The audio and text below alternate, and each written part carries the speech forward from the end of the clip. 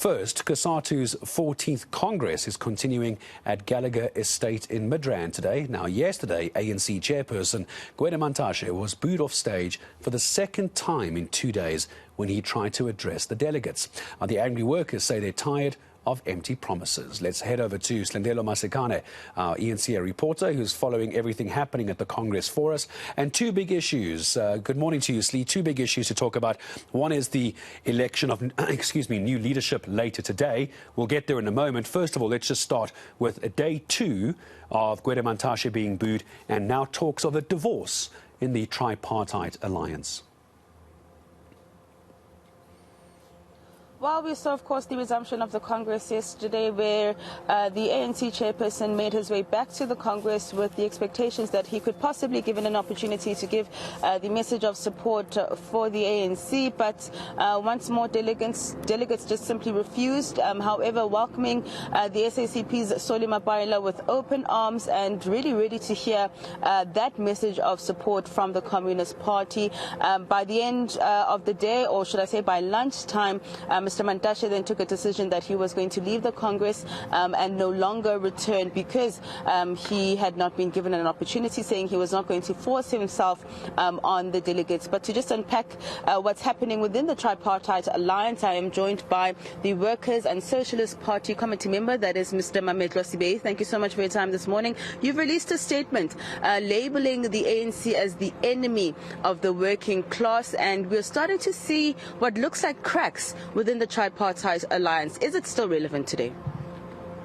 Well, the ANC alliance with Cosatu was an historical mistake from the very beginning. I think we've got to say that. But I also think that the cracks have been developing for some time.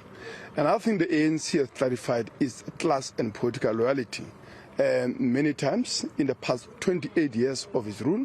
Of course, the most bloodiest lessons it gave to the working class in terms of where its class loyalties are lying was at Marikana, where in the most bloodiest fashion it actually sided with the mining corporations against the mine workers who were seeking better and decent wages, which was part of the promise, if you like, of the ANC in 1994, the promise of a better life for all. And I think by every indication, the ANC has facilitated a massive redistribution of wealth from the working class to the tiny elite of the rich people at the expense of the overwhelming majority of the population in this country. Mr. Mantashe says those delegates here at the Cosatu Congress who don't want him to speak, he's labeled them as immature.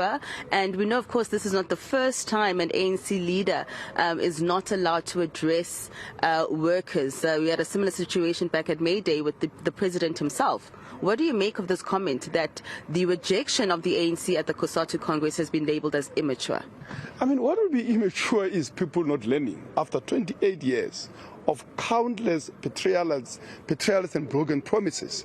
What we have here is a government which, as I've said, has facilitated a massive transfer of wealth from the working class to the rich. We are living in a country where 28 years into democracy, 75% of the workers are earning below 5,800.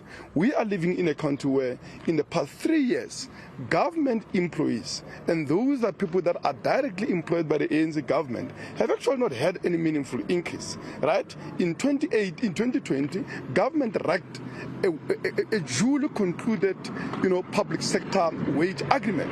In 2021, it simply recycled the money that workers were already getting. Today, they are offering workers a pitiful 3% increase in a situation where inflation has hit a 13% high and so on. In the conditions of mass unemployment of over 12.4 million, the burden of which is borne by these workers, but also by many workers who are on poverty wages. And what these workers are saying is that the alliance is not working for them. And I think the issue here is that the ANC, Cosatu must break from this alliance, must campaign with us to build a mass political party of the working class to ensure that the working class take power politically in its own name, but also with it an economic power through a nationalization of the commanding heights of the economy, the banks, the mines, the factories, on the basis of public ownership, on the basis of democratic control and management of the working class to ensure that this economy is planned and worked for the interest of the overwhelming majority of the population, not just tiny, elite of capitalists. Lastly then, Mr. Sibe, your take on the restructuring of Eskom, coming off, of course, weeks and months of load shedding. Will this help? I mean, many of the issues that are flagged at Eskom is political interference. Well, Eskom, obviously, like many state-owned entities under capitalism, it is plundered by by corporate profiteering interest in the first place.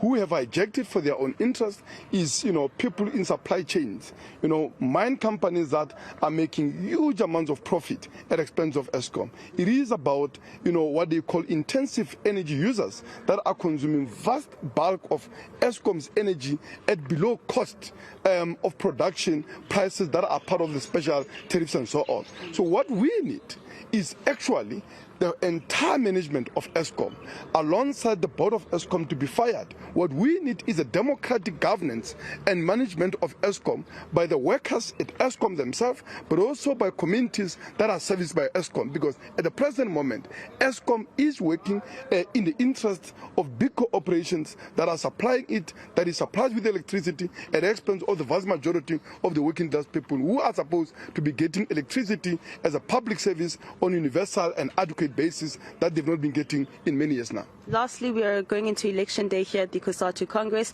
Your message to the new leadership moving forward as we head into 2024? Well, we hope that Cosatu members would elect leadership that is, committed to reasserting the class and political independence of Cosatu. ANC is a class enemy of the working class. There's no 2 years about it.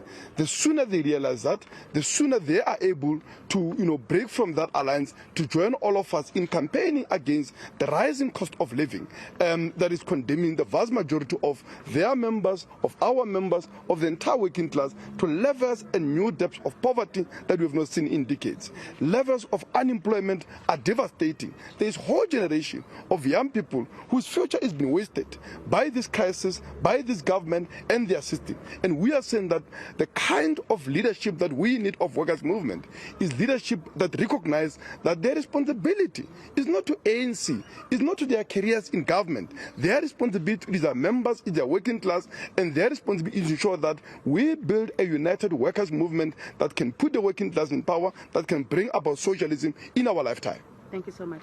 Thank you. All right, that is Mr. Mamedlu Sibe, just giving us some more reaction with regards to what's been developing here at the Cosatu Congress. And of course, the program and elections are expected to begin at around 10 a.m. this morning. Yeah, going to be an important day as well, the electing of new leadership as far as Cosatu is concerned. Back to Slandelo Masekane a little bit later. Updates from her here on ENCA.